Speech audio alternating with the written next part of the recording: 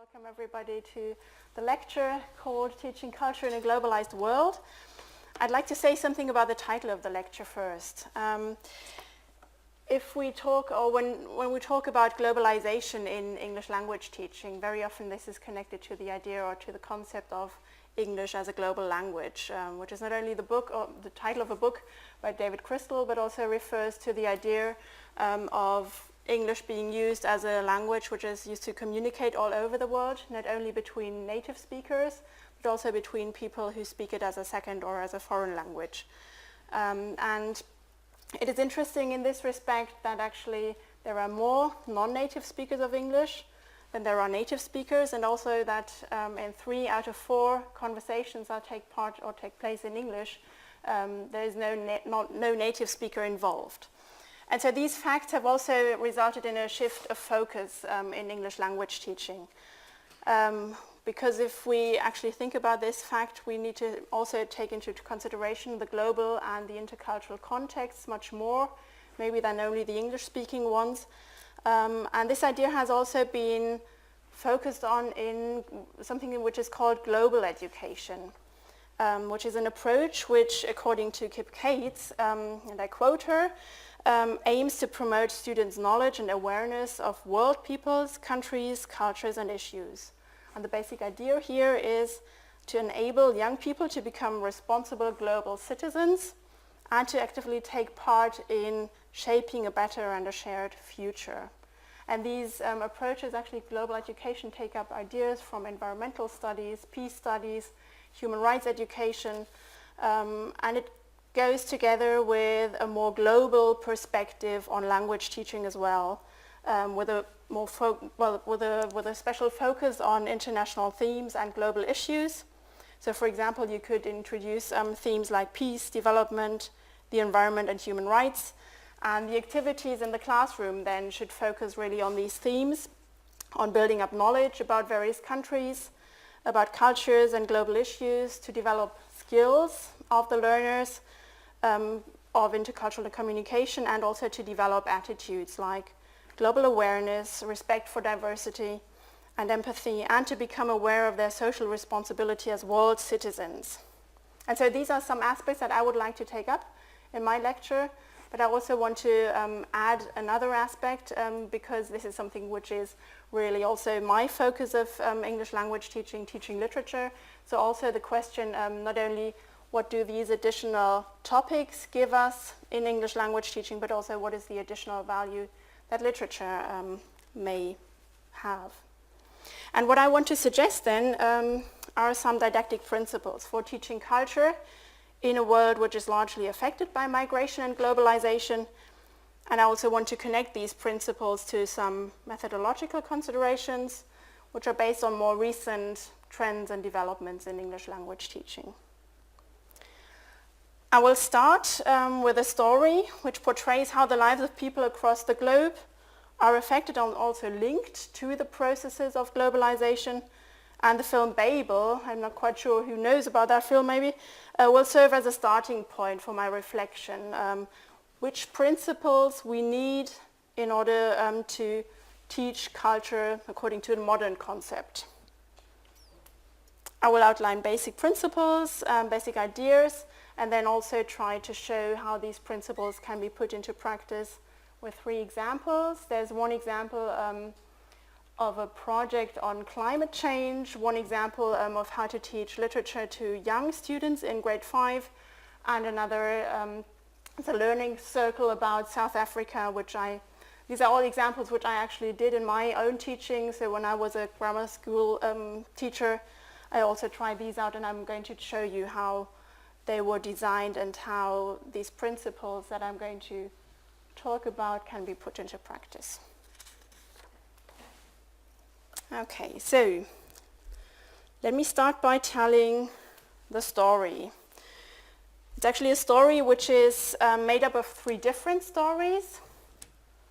They are the stories of 3 families across the globe, and they are told by this episodic film Babel. Can I just see who knows about the film? Has anybody seen it? Okay, only 2 people have. So I'm going to show around the DVD as well, so to just give you an idea.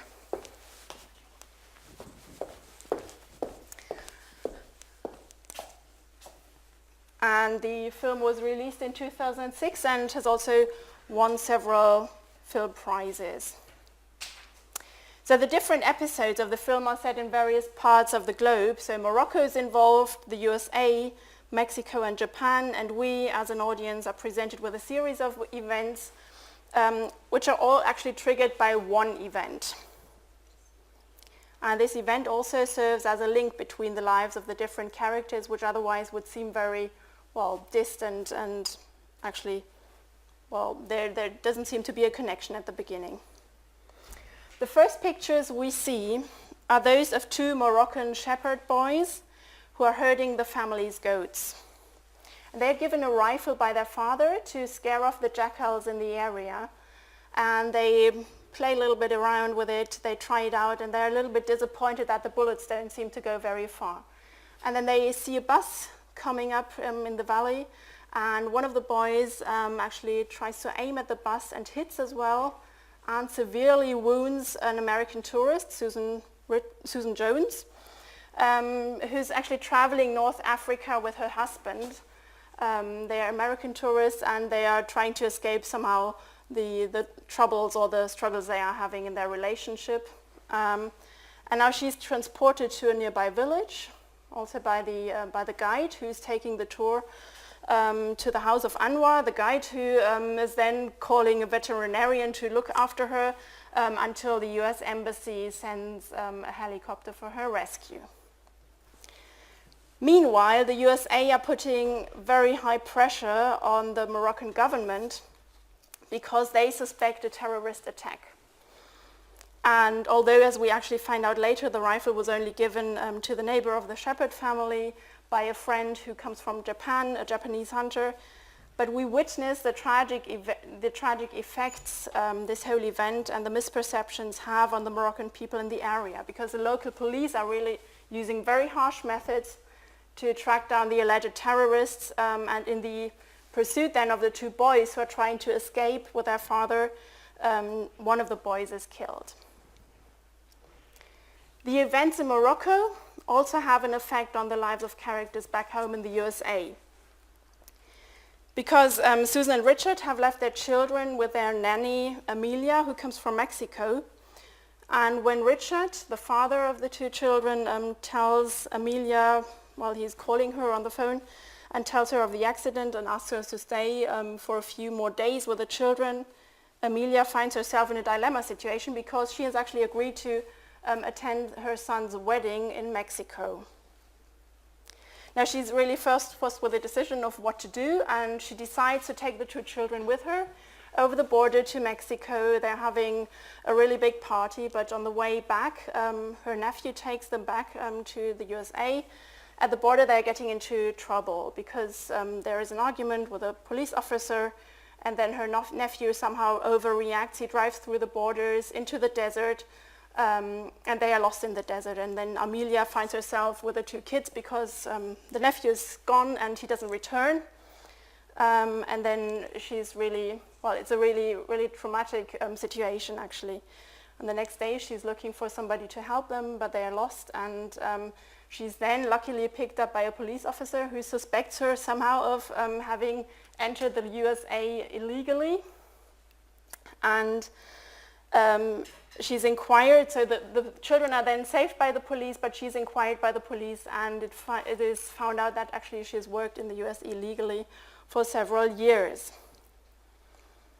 There's also a situation where the police officers are very, very harsh. They're reproaching her for having brought the kids into this situation, to this dangerous situation, and she's then at the end informed that she will be deported back to Mexico. Then there is also a third part of the story, which I'm not going to focus on so much because it's not so important for our situation here, but these scenes are also cross-cut with events in Japan, and it has got to do with the rifle's history. But only maybe the end of the film is quite interesting because the film ends with a Japanese police officer who's trying to find out about the rifle's original owner. And he's sitting in a bar where the news of Susan Jones's release from hospital and her return to her family is being reported on the bar's TV screen. So we can say that the film tells fictional stories in different continents across the globe and portrays how the lives of these people are affected by the different processes of globalization. Aviation motor vehicles make it possible really for Susan and for Richard to actually travel to remote areas of the world. Also for the Japanese hunter, it's no problem to get to Morocco. There's global exchange of goods because Susan Richard at one point asks for a Diet Coke and she's a little bit frustrated when she doesn't get it, so it's taken for granted that these things happen today. But on the other hand, we can also say that the international encounters that we have here, which we could expect actually to be something like an intercultural exchange, they do not necessarily lead to positive or enriching experiences. For example, there are the US tourists who are going through the valley and they are walking through the village. They're really afraid of all the Moroccan people. They've got preconceived ideas and fear that they will be killed or whatever might happen to them. And so really these preconceived ideas and also the inability to communicate in a common language prevent the characters from having these positive or enriching experiences. Even we can say that the fear of international terrorism, which in the end doesn't come true, even leads to the tragic death of a young boy. And there are very few positive examples. Maybe Amelia would be one, the nanny, who's really nearly become part of the family, or also the guide, Anwar, in Morocco, because he's really trying to do everything to help Susan and Richard. Other aspects of globalization are the communication technologies, which we also can see in the film, and also international media coverage plays an important role. And we also have got this phenomenon of illegal migrant workers from Mexico, and these are obviously topics which are present in many areas around the globe too. So I've chosen to start my lecture with the stories in Babel because they portray some of the effects of the global flows of trade, capital and people that are characteristic of our global age and that affect the lives of many people around the world. Although the characters do not really meet directly in the film, and although they are not really aware of each other, somehow the film still draws the attention to the connections that these people have and that are obviously shaped by the processes of globalization. And also, of course, what I've said about intercultural encounters, the film also draws attention to what is necessary for positive intercultural encounters. Even if there are not so many, it still helps us to reflect about what is needed for intercultural communication. And so as a next step, I want to use the film stories to outline some of the basic assumptions and the didactic principles for teaching culture in a globalized world.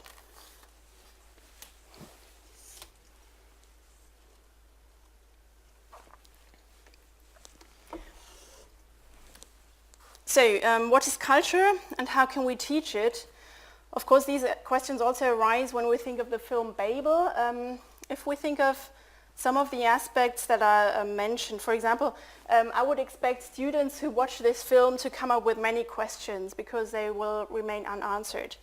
For example, the learners can only connect these stories or can only make sense of the whole film if they connect the stories to the relevant cultural context, to the relevant cultural background knowledge. For example, only if they know about Mexican migrant workers in California or about illegal border crossings or about what role Hispanics have in the USA, only then they will understand her story, so Amelia's story, as being a representative one for many others in the world.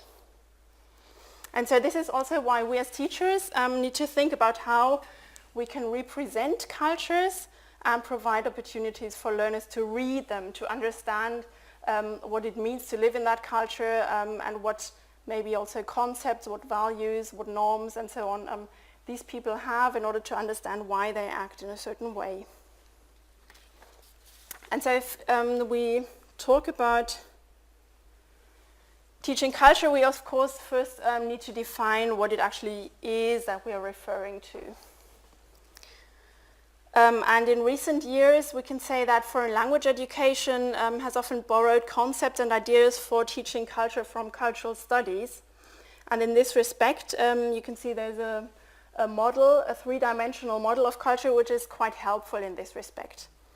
It has been taken from cultural semiotics and assumes that there are three different dimensions of culture: a material, a mental, and a social one. The material dimension of culture, for example, would include texts, architecture, buildings, paintings, photographs, clothing, food, anything that is material and that you could see. The mental dimension of culture would include shared experiences and memories of a culture or a nation maybe as well. Ways of world perception, so mental concepts, collective norms and values, or for example, the value of freedom or demand for social equality. These would be ideas that people have, or many people of a certain culture would have in common. It also includes self-images and images of others, also stereotypes that you would have, and also mentalities. And then we've got the third dimension, the social dimension, which would include social frameworks, practices, institutions, so schools, universities, all these would be parts of the social dimension. And they crucially shape the formation, types, and perception of different forms of expression. So they would also have a certain influence of what is happening, of what is being created in the material dimension and so on. While in the foreign language classroom, it would be really probably ideal to really be in another culture in order to see it and to experience it. We do not often have the opportunity to do so. There may be projects which are really valuable. So for example, if you've got email projects, telecollaborative projects where you would actually be able to communicate with people from a different culture, very often we're confined to studying cultures through texts. And this is why the idea of culture as text has also entered the foreign language classroom or the foreign language education. So usually, or most of the time probably, we access culture through texts. And there is also another idea of, which has been mentioned by Wolfgang Hallet, who argues for understanding cultures as a vast textual and discursive space. So basically the idea of a very huge space where there are many texts which are connected, which need to be made accessible to learners. And he says, well, we should do this, so we should represent a culture by modeling the cultural discourses. So for example, if we're talking about a discourse like Hispanics in the US, this could be a discourse, a cultural discourse, then we would need to try and model this discourse in the classroom by choosing different texts, by connecting these texts in order to make it possible for the students to understand what this cultural discourse consists of. And so this also implies that teachers have to select a combination of texts and materials which can open up the complexity and the diversity of cultures. And it's important to think about intertextual connections between these texts. So there are three principles that could guide a teacher when actually choosing different texts. And you were going to see later on how I did this with a learning circle about South Africa. So intertextuality would be important, multi-perspectivity. So you need to include, obviously, different perspectives on a culture. And also you need to think about the fact that cultural discourses involve different genres and media. So this is why multimodality. So there are different modes that also need to be taken into consideration. And just to show what I mean by this, this is an example from a course book called Camden Town for grade 8. And actually this is about Hispanics in the US, and you can see that obviously there are many different media which are used in order to show or to give the students the opportunity to actually read about this cultural discourse and to try and understand it as well. So on the top and right side, you would see there are some audio files about people's stories, so individual stories where people actually talk to the students or tell them something about it. It's like a talk show. Then you've also got photos with a border between America and Mexico. And you would also have newspaper articles, or at least the titles, which would all give you an idea of what this cultural discourse, what this cultural discourse consists of. Very often you have got these kind of double pages as an introduction in course books, and it's something which you can use in order to also model your own teaching units and to select texts for your own teaching units as well. And I found this idea of having this three-dimensional model quite helpful. Okay, so what could be principles for teaching culture in a globalized world? Of course, representing and reading cultures, what I just said, would already be the first principle that we need to think about. So we need to make cultures accessible to students. And then, of course, a second one, which is quite an influential one, or which has been an influential one over the last 10, 20 years probably already, would be inter and transcultural learning. So intercultural learning is not really new. Since the 1990s, I would say this has becoming more and more important, and also in the Common European Framework of Reference, this has been the most important goal of foreign language education, to actually make sure that learners develop their intercultural communicative competence. And this is probably something that many of you have at least heard about. There's one concept which also has been a very influential one by Michael Byram, who says that learners need to become intercultural speakers. So what I said before at the very beginning of my lecture, that we need to prepare our students for these intercultural contexts where they actually are going to use English. It's very important to become an intercultural speaker, and this model here by Byram assembles all the different skills and competences that you would need in order to become an intercultural speaker. He defines intercultural communicative competence as a person's ability to relate to and communicate with people who speak a different language and live in a different cultural context. And he says there are different skills that you would need to focus on as a teacher. So one being obviously knowledge. You would have to know something about your own cultures, cultural cultures, whatever that may be. You would have to know something about other countries, other cultures, other identities. You would also have to have some knowledge about how interaction or how communication works in order to maybe also be able to solve misunderstandings, for example. Then it's also very important to focus on attitudes, to be open, to be curious about other cultures, not to have the preconceived ideas which would maybe keep you at a distance, but really to also be able to take over different perspectives, so to be open for that change of perspectives. It also includes the idea that if our thinking is influenced by our cultural background, we also need to distance ourselves from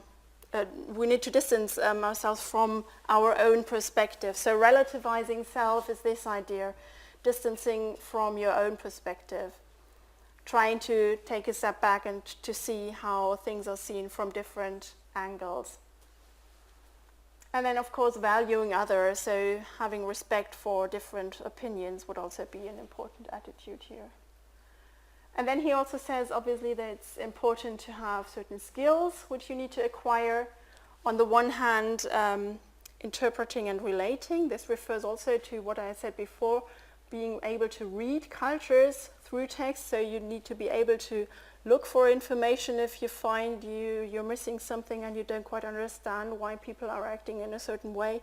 Then you need to be able to look for texts. You need to be able to read them. You need to be able to construct meaning out of them. And also, you would need to have skills to discover and interact. So actually the communicative competence to notice that there is maybe a misunderstanding, and you would need to find out how you can get out of this situation. And he also mentions a fifth factor or aspect, education. He says it's very important to, at the end, also to have something like a critical cultural awareness, where you're able to reflect critically about your own views, about the views of others, about views that are constructed or that are represented in certain texts, or that, well, you notice in communication. And so this is something which is maybe the goal that you should arrive at. So this is, as I said, one influential model, and there are other experts in intercultural learning, and I've chosen Lothar Britta because I knew him very well, and he focused on intercultural learning in connection with teaching literature. I've chosen several quotes which were German, so I had to translate them. So I'm going to stick with the original, but you can also read the English version. He says, Fremdverstehen besagt, dass wir etwas nicht im eigenen, sondern im fremden Kontext zu verstehen suchen. Das heißt, es gibt Situationen, in denen wir einen fremden Kontext im Gegensatz zum eigenen berücksichtigen müssen, um bestimmte Phänomene angemessen in den Blick zu bekommen. Fremdverstehen bedeutet demnach, eine andere Perspektive einzunehmen und eine Distanz zum eigenen zu gewinnen. So I've already mentioned this idea with the Michael Byram model as well. Very important for Britta's idea of intercultural understanding, this is how he would talk about it, is that there is a dialogue between self and other, exchanging ideas. So basically if you meet, if you have an encounter, you would also take over an idea from the other person and you would exchange things so that in the end the existing positions are also transformed.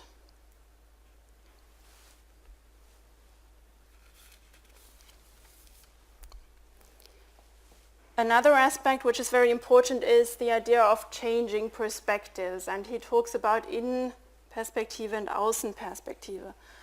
And he says, die fremde Kultur in ihrer Andersheit zu verstehen, müssen wir einmal eine Innenperspektive einnehmen und das Selbstverständnis der Menschen der fremden Kultur rekonstruieren. Da aber Menschen sich über sich selbst täuschen können, müssen wir auch unsere Außenperspektive ins Spiel bringen. Die Innenperspektive ist notwendig, um den Ethnozentrismus zu überwinden. Und die Außenperspektive ist notwendig, um sich nicht unkritisch der jeweiligen Innenperspektive auszuliefern.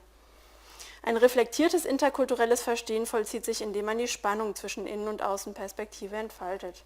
And so the idea is here also to say, well, it's not necessary that you take over the other perspective and take it as your own, but that you first try to understand and try to reflect about it. And then maybe your own perspective has already changed and you're going to have a more fully idea of maybe the whole issue that you're reflecting about. Also, what is important in this context is to draw attention to one of the dangers that the focus on the relationship between self and other holds. So there has been a lot of criticism over the last few years on intercultural approaches, which really focuses on this relationship between self and other. There is another quotation which I want to show you, because intercultural approaches have also reflected on this problem. And Predella and Delanoy, for example, say, dieses Verhältnis von eigenem und Fremdem ist für den interkulturellen Fremdsprachenunterricht konstitutiv. Doch zugleich bedarf es einer kritischen Reflexion, allzu schnell und allzu oft führt es zu der Entgegensetzung von eigenem und Fremdem und zu einer kontrastiven Hermeneutik, die in Gefahr steht, den anderen als den ganz anderen, mit dem man nichts gemein hat, auszugrenzen und zu stigmatisieren. Es bedarf daher der Einsicht in den dynamischen und relationalen Charakter dieses Verhältnisses. Was Fremdes kann vertraut werden und was Vertrautes kann fremd werden. So the idea is not that self and other are somehow oppositions and that you do not have anything in common with the other, but rather that you could also take over perspectives from the other, and that you really need to be able to differentiate between, not to differentiate between self and other, but rather to be very aware of the dangers that this approach has. So very often you would hear teachers talking about the other culture.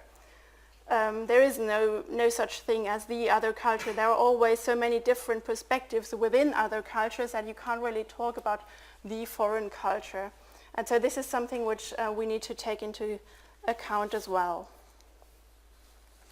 And this is also the reason why there has been something called a shift in intercultural learning. When you now look at some of the educational research which is being done in foreign language education, very often you would find that intercultural learning is also mentioned aside transcultural learning.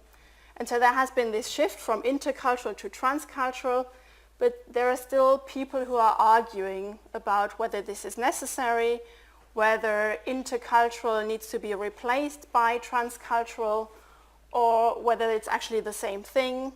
And so there may be some definitions that I need to talk about also to understand where this concept comes from, and also what it means for us as English language teachers who were so far maybe concerned with intercultural learning. So do we have to change, and do we have to think about intercultural learning in a completely different way? So intercultural approaches have over the last years or over the last 20 years been quite well established, whereas concepts like transculturalism or also cultural hybridity have only recently entered the discourses in foreign language education. And as I said, we're still arguing about this because there's no agreed definition. Sometimes even the same terms mean different things, or sometimes even the same things are referred to by different names. And so it's very hard to understand where the differences are between inter and transcultural. We need to know that actually transculturalism is a concept which comes from cultural studies, cultural and literary studies. And they have, or many researchers there, have used it in addition or as a complementary term for multiculturalism and interculturalism because they find it more suitable for describing and analyzing the cultural complexity which we find in cultures today. So there's a quotation from Wolfgang Welsch, who has pointed out in his concept of transculturality that due to the mass migration and to globalization, cultures today can no longer be regarded as homogeneous and separate entities, but that they are characterized by inner differentiation, by external networking and hybridization. So he's talking about a mixing of cultures. So even within one culture, you would find many different perspectives, many different lifestyles. People would have different views on certain things. And also the idea that cultures are constantly changing. They're always in a flux. And also that they would be connected to other cultures. And this is what he's talking about here in this quotation. Transculturality is in the first place a consequence of the inner differentiation and complexity of modern cultures. These encompass a number of ways of life and cultures which also interpenetrate or emerge from one another. The old homogenizing and separate ideas of cultures has furthermore been surpassed through cultures' external networking, so the connections of different cultures. Cultures today are extremely interconnected and entangled with each other. Lifestyles no longer end at the borders of national cultures but go beyond these, are found in the same way in other cultures.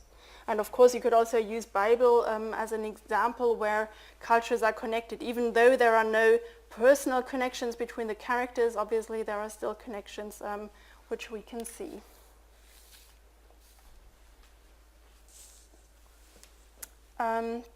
And this internal heterogeneity of cultures on a collective level also affects our lives on a personal level. So by saying cultures are very diverse, very complex, are differentiated, it also means that we as individuals are confronted with different cultural choices that we can make. And so the concept somehow also draws attention to the internal heterogeneity of cultures, both on a personal and a collective level, and it highlights people's participation in different value systems. They're divided and changing group loyalties, as Delanoy says. So when people identify with multiple cultural identities, they develop transcultural identities which cross cultural boundaries. And there's another quotation by Adelheid Schumann.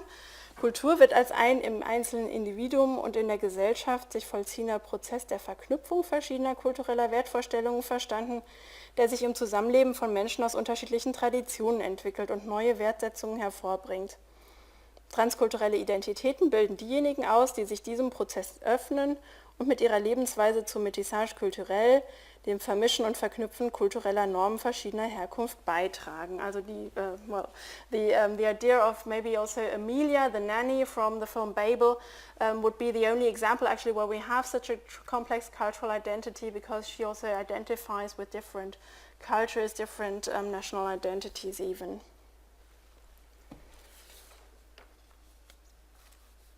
Okay.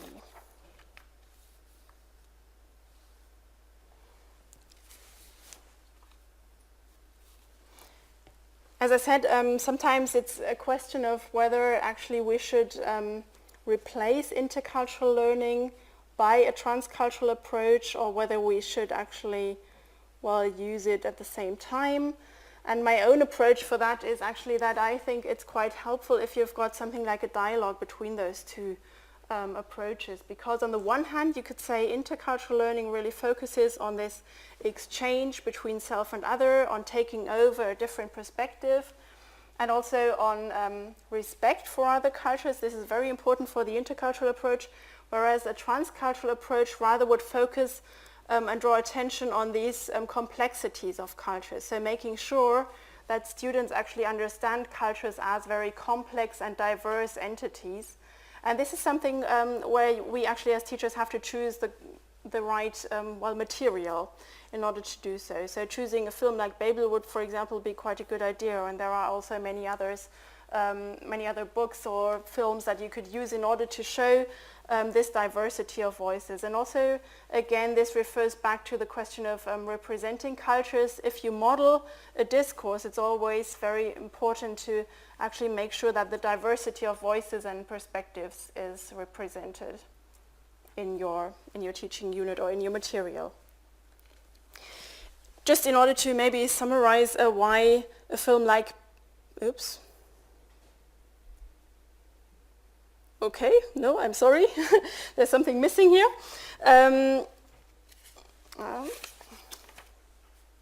Yes, okay. So the question also is, what is actually the role of literature in inter and transcultural learning? And this is why I come to the film as well. Usually researchers say that actually films are quite helpful because they help you to change perspectives, to take over a different view, to comment on a certain character's behavior, and to negotiate between the different perspectives that you find in a text. And so this is why it's actually quite helpful to use literary texts, and I would also include the film Babel here, because you really get into an exchange and you're also personally involved. There's another quotation by Carola Surkamp, which I would like to draw your attention to.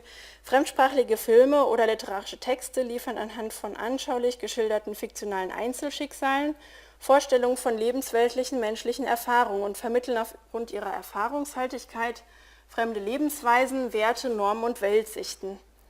Durch die Beschäftigung mit ihnen erhalten die Lernenden daher Einblicke in fremdkulturelle Lebenswelten, die auch Unterschiede zu eigenkulturellen Verhaltensweisen erfahrbar machen. And so we can say that for inter and transcultural learning, the role of literature or films or fictional texts in general is a very important one, because you do not get this when you actually look at an expository text. You do not get an insight into the different characters' consciousness maybe, and to understand what it is like for them to live in a certain culture. So this is something which is special about literary texts. Another quotation draws attention to the fact that literary texts also, maybe can question certain positions. They can question certain perspectives. They can draw our attention to maybe preconceived ideas. And so this is somehow also expressed here in the next quotation, which is actually the last one I'm going to present to you today. Durch die fiktionale Gestaltung und Umdeutung von kulturspezifischen Erfahrungen gewinnen Filme und literarische Texte einen produktiven, welterzeugenden Charakter und tragen als ein Medium menschlicher Wirklichkeitsaneignung wesentlich zu kultureller Orientierung und Sinnstiftung bei. Indem sie ein spezifisches Antwortpotenzial auf gesellschaftliche Fragen bereitstellen, erweitern sie den Bereich des Denk- und Erfahrbaren und brechen verfestigte Wahrnehmungsweisen auf. So they really make you think about things anew. They challenge your own views of the world. And so this is something that, which is also special about literary texts or fictional texts in general.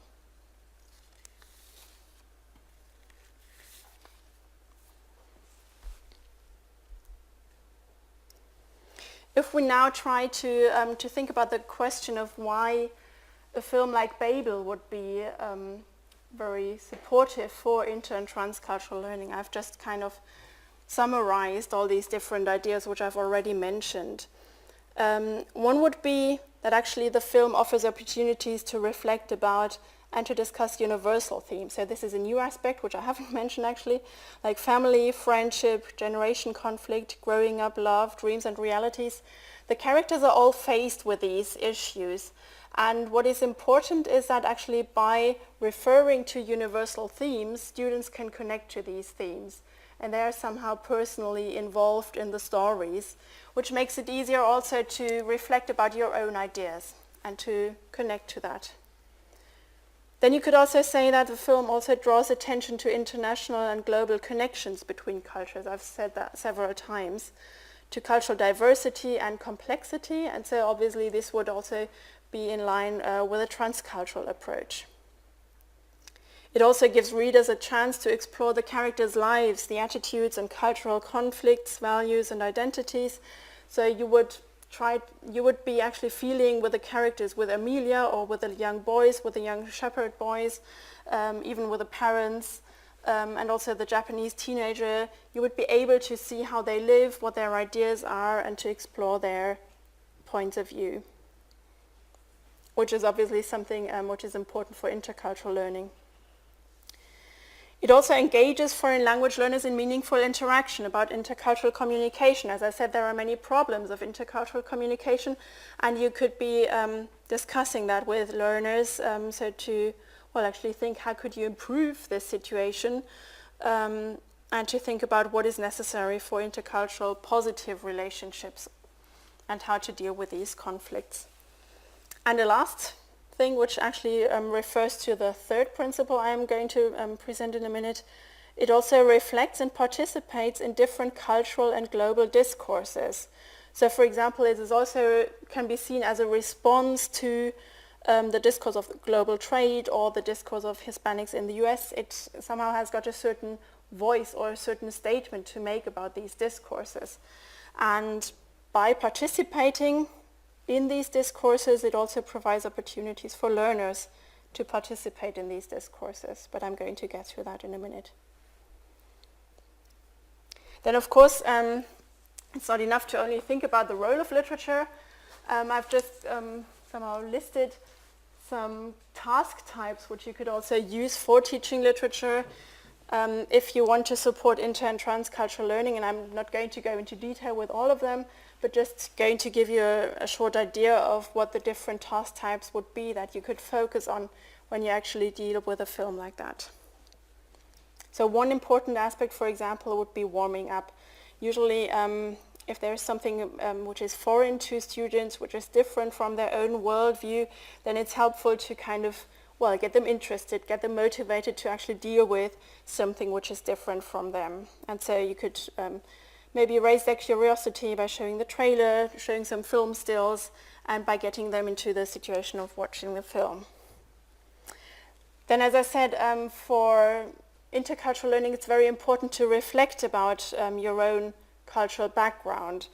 Selbstwahrnehmungsaufgaben. So if you respond to certain characters, you could think about the question of why do I respond to Susan in that and that way. So if I am taken aback by her ways of behavior, then why is that the case? And how does that link with with my own understanding, with my own cultural background?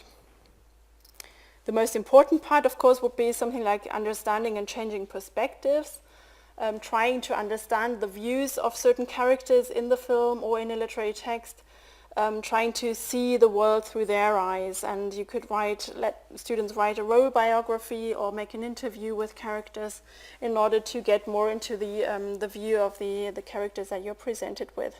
So rather creative activities here. Also, what you need to take into consideration is that a film or a literary text is not a mirror of reality, but that it also uses certain stylistic devices which lead you in a certain way. So sometimes you would feel with a certain character because his dilemma, his situation is portrayed in very much detail, whereas others are not so much focused on. And then you would also have to think or to reflect with learners why this is the case or how the film also leads your sympathies. And so this would be the Analyse- und Reflexionsaufgaben. Something which is also very important is negotiation of meaning. So negotiating between different perspectives. If there are characters who've got a certain conflict, you could also try to discuss this conflict and see what perspective is more understandable for you, or if you've got a different view from the character, then you could also have a discussion of that conflict. And Kontextualisierungsaufgaben really relating to the context. So for example, what I said at the very beginning, if you don't know so much about Hispanics in America, you would definitely need to work on this topic in order to understand some aspects of this film as well. And there are others as well that you would need to do some research on maybe, or at least provide some textual references for your students. And finally, what is also very important, especially for lifelong learning, it's quite helpful to think about your own intercultural learning process, to reflect about how you changed your perspectives, because this is something that you're going to need later on whenever you encounter a certain intercultural conflict. And if you reflect about how you dealt with a certain conflict, with certain conflicting ideas, then it's quite helpful to also discuss that in class, maybe even to reflect about it in writing, in a portfolio. And this would be something that you usually do after maybe you've had a creative assignment, or maybe at the end of a teaching unit as well. Okay, very briefly, only the last or the third principle, participating in cultural discourses. So far we've had representation of cultural discourses, we've had inter- and transcultural learning, then the question of what role does literature play, and now the last principle, which I find very important as well, is participating in cultural discourses. So if we want our students to become global or responsible global citizens who actively take part in shaping their life worlds, their future, then they also need to be able to participate in these cultural discourses. And there's this idea has actually been mentioned in a document by the Hessische Kultusministerium, which I'm going to read out to you, because I think this is where we can find this idea as well. Das Erlernen moderner Fremdsprachen ist ein wichtiger Beitrag zur Persönlichkeitsbildung und befähigt zur Mitwirkung an gemeinschaftlichen Aufgaben in Schule, Beruf und Gesellschaft. Nahezu alle gesellschaftlichen Prozesse sind sprachlich diskursiv gefasst. In den offenen Gesellschaften eines zusammenwachsenden Europas und einer globalisierten Welt erlangt Diskursfähigkeit dadurch eine große und zunehmende Bedeutung für den Alltag vieler Menschen.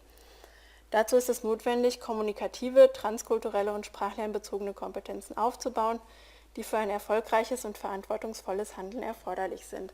So here you've got the idea of Diskursfähigkeit, being able to participate in cultural discourses, having your say, actually commenting and taking part in discussions. And this is really what learning a foreign language, or what teaching a foreign language also should be about. Okay, now finally I come to my 3 teaching examples,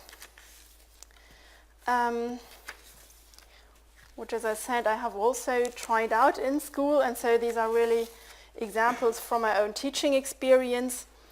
And my first example is one of a learning circle about South Africa, and it took place in the year 2010 when South Africa was hosting the FIFA World Cup. And the fact that actually the eyes of the world were focused on South Africa, but my students' knowledge about this country was rather limited, was the starting point for us to actually get focused on this project. And so we had 3 large parts of this whole teaching unit, which lasted maybe about 2 months. I'm not quite sure anymore, but it was quite a long one. And we actually started by having a look at some films about teens in South Africa. If you have a look at www.planetschule.de, there are many films about teenagers in different English-speaking countries, and this is where I found those 2 films about Michael and Nandipa. You can see it only on the right-hand side, only very small in the pictures. Michael is, for example, they both live in Cape Town. Michael is a representative of the middle class, and he takes us home to his family. He gives us an idea of what weekends are like with his family, where he lives, what his hobbies are, and also that he's obviously a very big football fan, because the film is also entitled Life is Football. And we get to see, so basically, his everyday life. And what is quite interesting as well is that all of those films are also connected somehow to the larger issues of South Africa. So in this case, for example, he also tells about his father, who was not able to play in a national team of South Africa because of apartheid, because they had 3 different leagues. And then they also go to a museum, an apartheid museum, District 6 in Cape Town. And so we can see that the individual stories of these characters, of these children, these teenagers, are also linked to some of the larger issues of South Africa, which is quite interesting, because you start with the individual stories, and then you can go into more detail with the cultural topics which are relevant for the whole country in a way. Nandipa was a girl who lives in who lives in Cape Town, in the homeland, I think. I'm not quite sure, in a township, sorry. And I think her hobby was dancing, and also she's participating in a certain group which is focusing on AIDS education, so in order to help people become more attentive to that topic. And so always you would find these individual stories in some way linked to larger issues.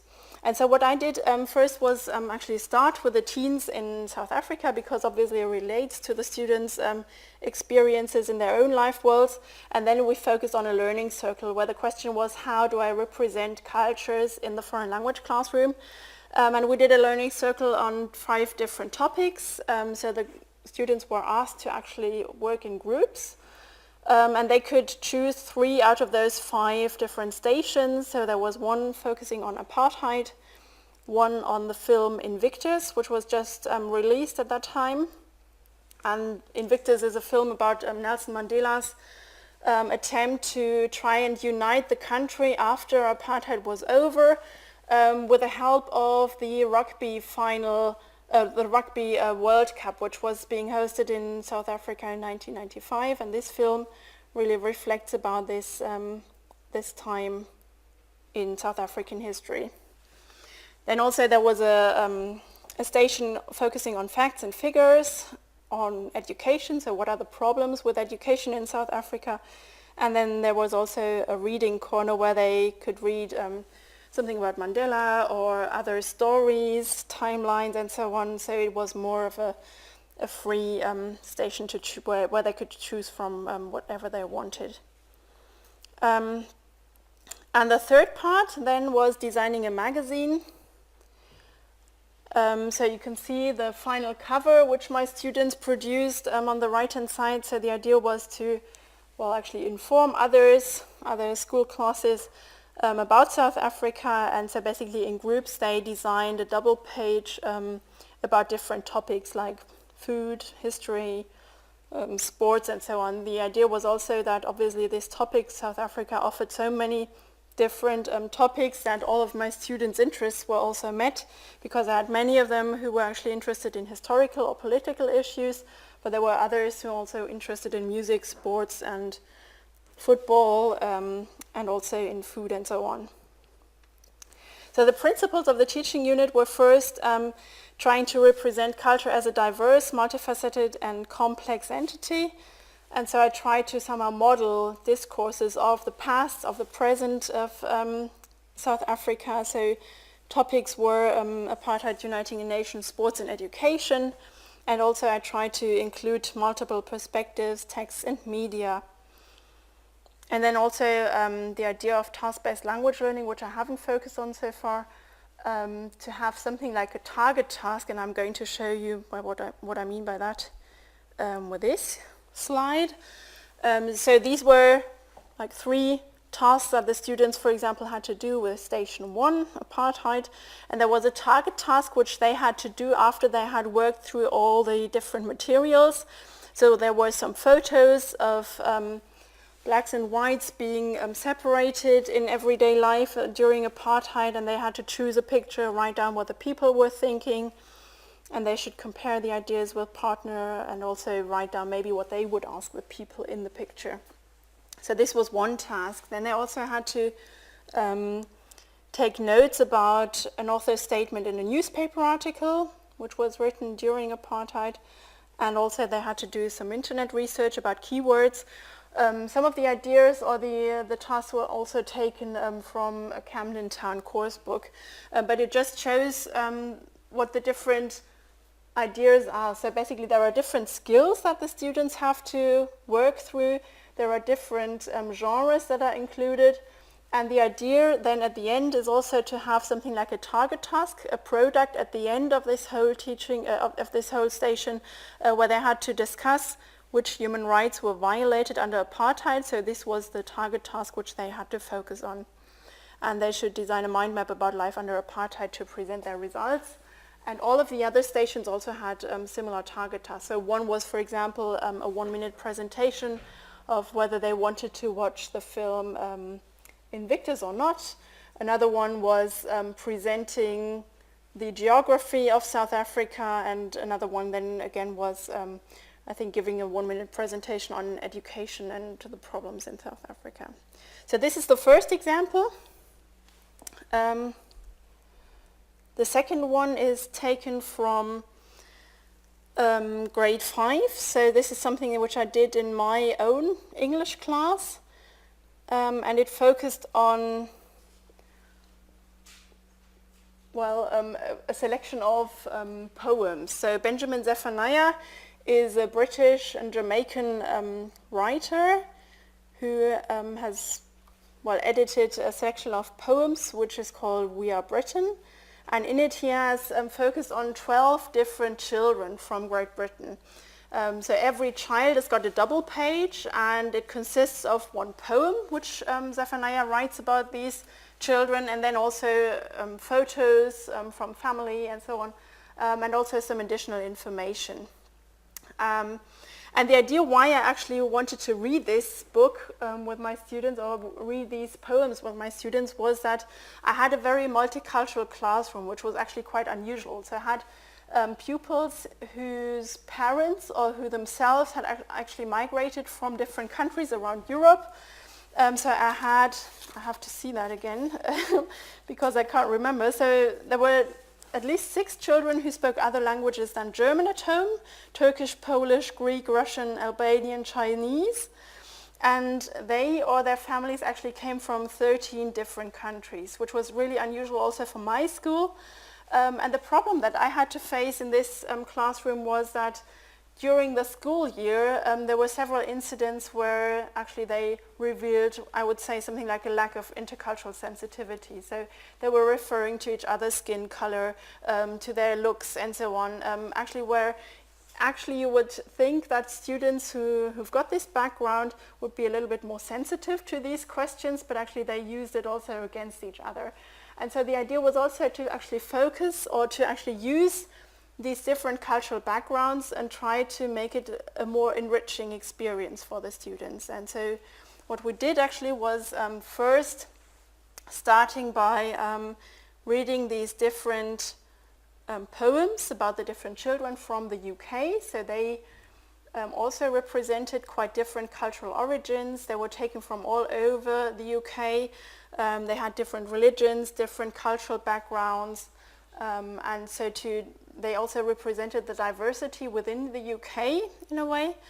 And then the students had to read these poems first of all. And there's only one example, Jaja the pizza eater. This is the first stanza. There are more. And I'm just going to read it out because I find it really nice. His parents feed him rice and peas and fancy-looking greens. Sometimes they give him nuts and seeds and various string beans. They also give him chana dal, tomato soup and pike. But Jaja just says loud and clear, it's pizza that I like. And here you've got something like this transcultural identity. Okay, so you've got a child who actually lives in England. He lives near London. His parents are from the Punjab in India. The family's religion is, I think, Sikh. And the parents want something from their child. However, he is still, he says, well, actually my favorite food is pizza. I don't want to eat whatever you're giving me. And so this is where you actually see that in some way the children are presented with the cultural specificities? Yes, the specifics of a certain culture or a religion. Because he also likes the stories of the Gurdwara, the place of worship where the family goes, but he also likes football and he also obviously likes pizza, which is something that the students obviously could relate to. And you've got different other children which would be similar to that. And then obviously the students had to read those poems. That was first, I would say, some language work that they had to do, and they also had to present these children to the others in the classroom. And then you can see on the bottom, this is what then happened afterwards. So I also had my students design their own double pages about themselves. So they had to write texts about themselves and also to show like where their parents or they themselves come from, which languages they spoke. And they also had to write a little poem about themselves, which is quite demanding, I think, for a 5th grade. And so there are 2 poems which I like to read out to you. So one on the left-hand side by a girl whose father comes from Nigeria and her mother from Iran. And she writes, it's always full, but together it's cool. And her little poem goes like that. We are a big family. That's not always cool because we are an enemy. But most of the time we love each other. That's why I don't bother. It's not so much about culture anymore, but it's rather trying to play with language, obviously, and also trying to present yourself. And I thought that having these poems was kind of the model that they could use then for their own poems. And then on the right-hand side, you can see something about a soccer player. My name is Vince. I'm not a prince. I play football all the time. That's very fine. It's also, you can see also the different language complexities, of course, but this is what happened here. And then also we used the world map in order to show like where the cultural entanglements were. And also this was not only something which was taking part in the English lesson, but also we had a German project connected to that because we were preparing for a school party at the end of the school year. And we had the idea, because it was called Bazar der Kulturen, we wanted to do something like a quiz, and we also tried to learn something about these different countries where our kids came from, and so they also did something like a research in German in this case, in order to, well, acquire some knowledge. And they had to present it to the others. Right, so my final task, example, or project is something which was happening in grade 11. And the topic was actually our changing planet. And especially the focus was climate change. The idea was actually to first of all have a teaching unit which was based on a course book about articles, statistics, cartoons, posters about the causes and effects on climate change. So this is what happened before. And then I used an idea by YouTube and CNN, which was started during the time of the climate change conference in Copenhagen in December in 2009. So it's already a few years ago, but that was the context, and I'm going to show you a short video in a minute, because they had the idea to actually try and, there was quite a high media coverage of this whole event of the climate change conference in Copenhagen. I think all the other climate change conferences after that were not as much covered by the media as this one. And there was also the idea of having people participate in this debate. And so here the idea is really participating in cultural discourses. They had the idea to submit your video now and contribute to a meaningful discussion about our world's future. And so this is what the idea was all about. And we're going to have a look at the film, which was released by YouTube and CNN, just to give you an idea of what you could use also in the classroom, because I think it's quite a nice idea of showing that learners also can become active participants just by using a project like that.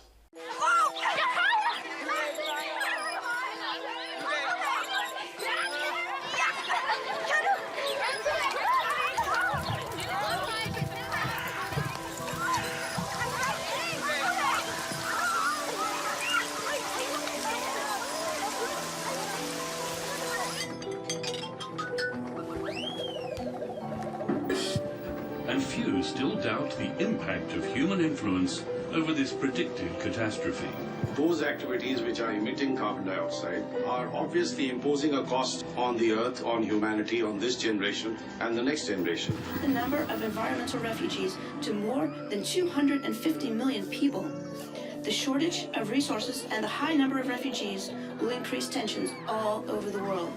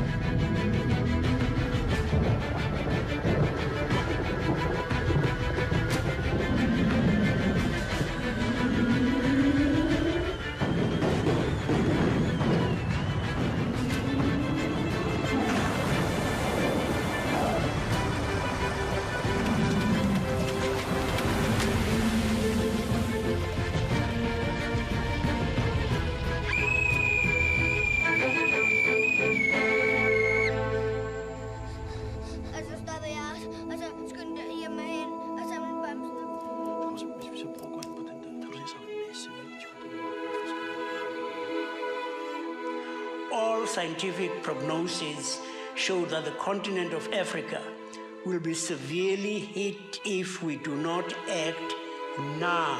Let us be clear. We are running out of time. We would have hundreds of millions of climate refugees. I'm only a child, yet I know we are all in this together. In my life, I have dreamt of seeing the great herds of wild animals, jungles and rainforests, full of birds and butterflies. But now I wonder if they will even exist for my children to see. In my anger, I am not blind, and in my fear, I am not afraid of telling the world how I feel.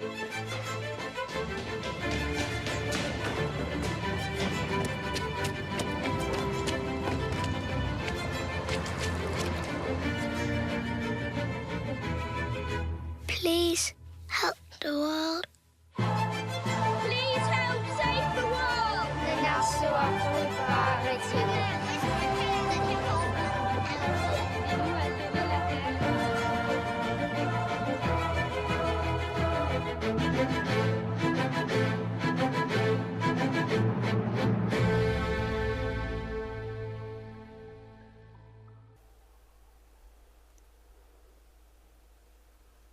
Okay, so yes, I just wanted to show that film in order to show how also the introduction of new technologies and media, you probably all have come across the term Web 2.0 and the idea of using these different technological applications like blogs, wikis, the possibility of uploading your own videos, your own text, and to share them with people all over the world.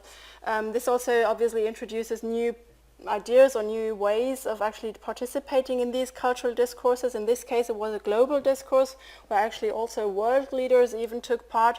And by introducing students into such a discourse or such a discussion, you can obviously also make it quite clear to them that they can participate in these global discourses. Unfortunately, when I actually found this film and when I found out about this, it had already ended. So I couldn't really anymore tell my students to upload their own videos because I only found it in December, and already the call for the videos had finished in November, I think. And so I had to do something like a variation, which was a little bit of a disappointment because the audience was not as large anymore. But however, what we did is actually produce a video. They could also choose a speech, a presentation, a poster, or a cartoon. And what we did then have a smaller audience to have a gallery walk where actually the students and the pupils also could raise their voice to say something about climate change, what their point of view was on this, and to present it to the others. And then they should have got into a discussion. And here, of course, principals were participating in cultural discourses, seeing pupils as cultural agents, using the Web 2.0 technologies and the opportunities that you could use here. And again, task-based language learning, because at the end, the students were also asked to produce a product which they could present to the others, which I found to be very motivating. And this was also what I obviously used in all the other teaching examples. So coming to a conclusion, the three examples illustrate how the outlined principles for teaching culture in a globalized world can be put into practice. The learning cycle was an example for representing culture through the modeling of discourses. Benjamin Zephaniah's We Are Britain served as an example of how literature can support inter- and transcultural learning. And the project on climate change really focused on the idea of learners participating in cultural or global discourses. And although the different teaching examples had a different focus, they were all designed with a special goal in mind to help learners become intercultural speakers and responsible world citizens who are able to inform themselves about other cultures, like in South African Learning Circle, who are able to take over different perspectives and negotiate between them, and to actively take part in shaping their own life worlds. Okay, so this is where I come to the end of my lecture, and I would very much like to get into the discussion and maybe also answer any questions. So thank you for your attention.